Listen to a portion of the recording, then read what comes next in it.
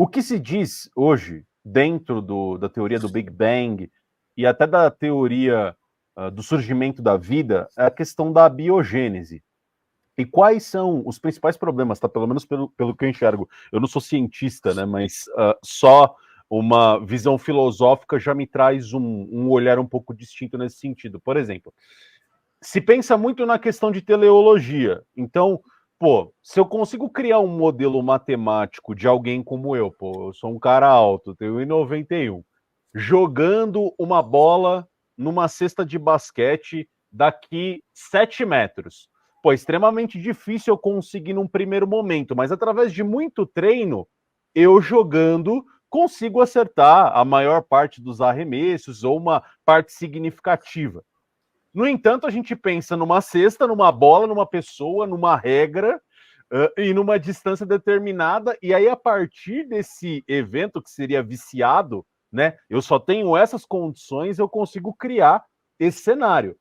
No entanto, quando a gente fala de origem da vida e origem do universo, não existe cesta, não existe bola. Tudo isso surge, o conceito da bola, o conceito da cesta, o conceito de jogar, e a partir disso eu crio tudo que existe. Então, eu acredito que esse seja o principal problema do que se chama de abiogênese. Mas aí eu deixo contigo, no meu exemplinho aí anedótico, se você acha que isso faz sentido, e o que você acha dessa visão que os ateus acabam trazendo muitas vezes. Você falou de como a religião acaba inspirando o pensamento científico. Pode pegar a história da ciência feita de pessoas religiosas. A grande maioria delas, inclusive, assim, apologetas. Você tem pessoas assim de um nível extraordinário que contribuíram e continuam. Os religiosos continuam contribuindo e muito com a ciência. Eu sempre me lembro de uma frase de um célebre sociólogo chamado Emil Durkheim. Durkheim dizia que o direito, a moral e o pensamento científico nasceram da religião e por muito tempo viveram permeados por ela. Se você for pegar a história do direito e tudo mais, por exemplo, já ouviu falar do voto de Minerva? Sim. O voto de Minerva vem da deusa Minerva, que era o nome romano para Atena, que num julgamento lá no local sagrado lá dos gregos, decidiu um julgamento de um cara chamado Orestes. Então tem toda uma questão. O voto de Minerva geralmente é chamado de pró-réu. É algo que vem, esse voto de Minerva pró-réu, é algo que vem de quê? De 2.500, 3.000 anos. Tem 3.000 anos. Homero é de 800 anos antes de Cristo e essa história já existia. Então a gente está falando de algo que nasceu na religião, no sistema religioso, de 3.000 anos atrás, assim, mais de 1.000 anos antes de Cristo, e que até hoje é ainda influenciado por isso, para mostrar como a religião ela influencia. Aí você me perguntou assim a respeito da origem da vida e deu um exemplo da cesta de basquete, que estaria a 7 metros de você. Ok, quando a gente está falando de origem da vida, é como se essa cesta de basquete estivesse na Lua. Aí você acha que se você treinasse muito, algum dia você acertaria uma bola que você jogaria daqui e acertaria lá na Lua? Impossível. Pois é. Seria muito mais fácil isso acontecer do que a vida surgir espontaneamente. Mas muito mais fácil, assim. Ordens de grandeza mais fácil de algo como isso acontecer do que a vida surgir. Porque durante toda a história da pesquisa a respeito da origem da vida, tudo que ficou demonstrado é que a vida surgir espontaneamente é impossível. E não é só impossível aqui na Terra, onde tem todas as condições. É impossível em qualquer lugar do universo. Porque a vida não surge espontaneamente, de maneira nenhuma, sob nenhuma condição. Por mais que as condições sejam favoráveis, por mais que você coloque no laboratório tudo que ela precisa, as coisas não saem do lugar. Se você pegar uma célula e furar ela, ou danificar ela, ela já não se recupera. Se você pegar e botar tudo que tem dentro de uma célula num local, ela não se monta sozinha. Existe todo um sistema de ordem, todo um sistema de organização que faz aquela fábrica hipercomplexa funcionar de forma organizada. Porque se a célula, as coisas fossem fabricando as coisas aleatoriamente, loucamente, a coisa não funcionava não, pô. Cada coisa é feita, é fabricada para poder manter a homeostase da célula, ou seja, o equilíbrio entre o meio interno e o meio externo da célula e a sua capacidade de reprodução.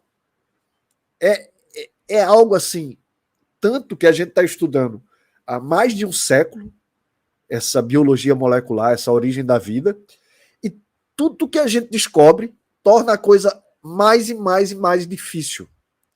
Que não é só difícil, feito você falou, é impossível. Então, quando você estuda a origem da vida, já vem uma certeza muito forte da criação do Criador. Quando você estuda a origem do universo, o pessoal pensa que essas contestações, primeiro, que o Big Bang é uma teoria criacionista. O pessoal esquece disso. O Big Bang ele vem como uma teoria do padre Georges Lemaitre, que não aceitava a hipótese do universo estático que sempre existiu. Ele não aceitava isso, inclusive porque ela não batia com a crença religiosa dele.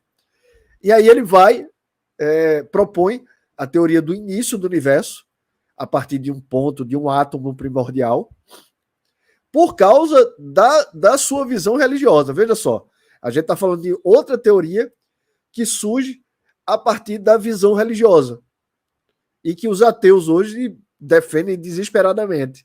Mas é uma teoria criacionista. Porque se o universo passou a existir, não existir, passou a existir, ele precisa ser explicado.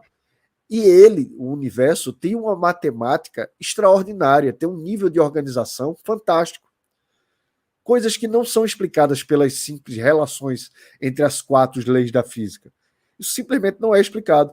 E mesmo antes do telescópio James Webb, que foi lançado há 2 anos atrás, mesmo antes disso, as pessoas já viam que essa teoria do Big Bang estava muito equivocada. Eu mostrei lá no meu canal recentemente uma carta aberta à comunidade científica com centenas de cientistas, inclusive cerca de 200 ligados diretamente a essa área de astrofísica, astronomia, cosmologia, se colocando contra o Big Bang e reclamando, porque na academia quem nega o Big Bang, quem nega a teoria da evolução, ele é detonado, literalmente, né? Então, essa relação que passou-se a criar depois de Darwin e depois de aceita a teoria do Big Bang, ela é uma relação que procura o máximo possível respostas que sejam, vamos dizer assim, em oposição a qualquer tipo de evidência de prova da criação. Então, qualquer coisa é aceita como evidência. Por exemplo, agora, recentemente, eu acho que antes de ontem, eu não sei nem se o Sacani já fez vídeo sobre isso. Eu vi que ele publicou lá na página do Space Today.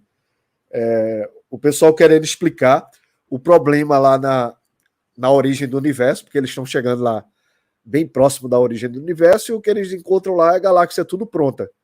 As galáxias massivas, as galáxias já extintas, galáxias barradas, galáxias em disco, tudo isso que demoraria bilhões de anos, já está lá no início do universo, por mais longe que eles vão encontrar esse tipo de galáxia. Aí tá havendo uma série de suposições hipotéticas absurdas para poder tentar explicar esse fenômeno. E agora, 2, 3 dias atrás, eles publicaram a energia escura primordial. Aí qual é a onda? É dizer que no início do universo existia uma espécie de energia escura que é diferente da atualmente. E essa energia escura primordial fez as coisas muito rápidos, quase que pronto. Olha só, a energia escura primordial. Aí você pergunta assim, mas o que é a energia escura realmente, assim, aqui mais perto, tal, que a gente, o que é isso? Ninguém sabe. Ninguém sabe. Energia escura é um negócio assim que nunca teve detecção, que a gente não tem a menor ideia do que é, que a gente não tem a menor ideia do que vem, de onde vem, como é que ela se forma. E muito provavelmente, vários cosmólogos já vão apontando isso, ela nem sequer existe. Aí algo que nem sequer existe, que a gente não tem a menor ideia do que é, agora você bota um nome primordial e já começa a querer explicar as coisas a partir daquilo ali. É praticamente uma criação sem criador. Exato. Mas o processo passa muito por isso, né? Por exemplo, né? Dentro da linha do design inteligente, muita gente fala do princípio antrópico, né? Que você tem, pô, o universo que ele possui condições tão precisas, tão ajustadas e específicas, com o exemplo da Lua mesmo, né? Se não fosse a Lua, seria impossível ter vida na Terra. E Isso. que é impossível você explicar essa afinidade, esse ajuste de coisas ao acaso, né? Então, quando você percebe todos esses fatores, e até você comentou da questão matemática, poxa, aí é sacanagem, né? Você pensa assim, poxa, a chance de um organismo aleatório, criado através do acaso, lá de uma sopa primordial, de uma bactéria, se tornar uma vida, enfim, mesmo de bactéria e partir para o reino plantar e partir para o nosso, aí é doideira mesmo, né? Aí é só através de Na muita verdade, na força verdade, tarimbar. não existe essa chance. Não existe como. Qualquer coisa que a gente calcula, ela ultrapassa os limites possíveis das probabilidades. Qualquer coisa, qualquer coisa. Se você calcular a homoquiralidade ultrapassa os limites, porque um cara chamado Emil Borel, ele é conhecido como um dos pais das teorias das probabilidades. E ele tem um livro chamado Os Elementos Primordiais das Probabilidades, uma coisa assim. Aí ele determina lá que é o seguinte: qualquer coisa que ultrapasse, que tenha uma chance menor do que 10 elevado a 50, quando a gente está falando de 10 elevado a algum número, esse elevado, essa potência, ela é o seguinte: você bota um 1 e bota o número de zeros em que foi elevado a potência. Então, qualquer coisa que ultrapasse 10 elevado a 50, ou seja, com 50 zeros depois dele, qualquer coisa que ultrapasse isso, não interessa o tempo que tenha, nem o número de chances que estejam disponíveis, isso nunca vai acontecer. Não interessa o tempo, nem a quantidade de chances disponíveis. E aí você vê assim, para a vida funcionar como a gente conhece, é necessário pelo menos uns 20 a 30 mil tipos de proteínas diferentes. O que são proteínas?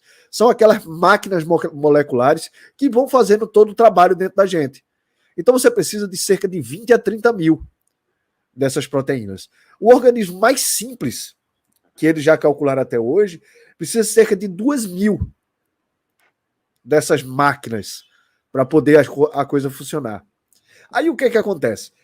Cálculos já mostraram assim exaustivamente que para você ter uma só proteína ao acaso, e para uma proteína simples, não precisa ser uma proteína muito complexa, uma só proteína com 150 aminoácidos, por exemplo, você já tem uma improbabilidade de 10 elevado a 74. Ora, a quantidade de átomos no universo é 10 elevado a 80. Então, para construir uma única proteína, você teria uma improbabilidade de 10 elevado a 74. Como é que a gente tem não só uma, mas milhares e até centenas de milhares? Já foi encontrado mais de 100 mil tipos de proteínas diferentes. A própria variabilidade dessas máquinas moleculares, já não deveria deixar absolutamente nenhuma dúvida de que isso foi criado. E quando a gente pensa nessas máquinas moleculares de forma complementar, uma fazendo um trabalho complementar, em sincronia, em conjunto com a outra, é que essa probabilidade simplesmente não existe. É impossível que algo aleatório tenha montado uma máquina aleatória e depois tenha montado outra máquina aleatoriamente, cegamente, para poder complementar o serviço dessa daqui. Isso é uma maluquice, pô. Sabe? Não existe nem a possibilidade disso acontecer gradativamente. Eu gosto de citar o exemplo do... Para você... O DNA é uma fita dupla, né? Uhum. Para você abrir o DNA, ele para ser copiado, ele precisa ser aberto. Para você abrir o DNA, você precisa de uma máquina. Aí a máquina vai lá, vai pegar o DNA, passar o DNA no meio dele e vai abrindo, cortando as pontes de hidrogênio e vai jogando uma fita de DNA para um lado e uma fita de DNA para o outro. Só que quando você pega algo que está enrolado e você abre a ele, você gera uma tensão no outro lado. Tanto que, por exemplo, se você pegar um fio que está enrolado e você abrir ele, você vai ver que ele vai entortar, assim, porque ele tá sofrendo uma tensão. Correto? Aí o DNA, a mesma coisa. Aí vai vir uma outra máquina molecular que vai chegar nessa outra ponta do fio, vai cortar o DNA, girar ele para aliviar a tensão e colar de novo. Aí, as duas têm que trabalhar em sincronia. Senão não tem reprodução do DNA. E qualquer forma de vida que a gente conhece tem DNA. Então o que é que a gente está falando? Que a forma de vida mais basal que existe precisa que essas duas máquinas estejam lá fazendo esse trabalho, uma de abrir e outra de distensionar. E isso a gente está dando um exemplo muito simples. Você precisa de outra que vai desenrolar ela das estonas. Você precisa de outra que vai localizar aonde é que outra máquina vai pegar para começar o trabalho de transcrição. Você precisa fazer outra para poder fazer a tradução, outra para poder levar a mensagem. É um conjunto de maquinaria que literalmente a gente está lidando com uma fábrica hipercomplexa.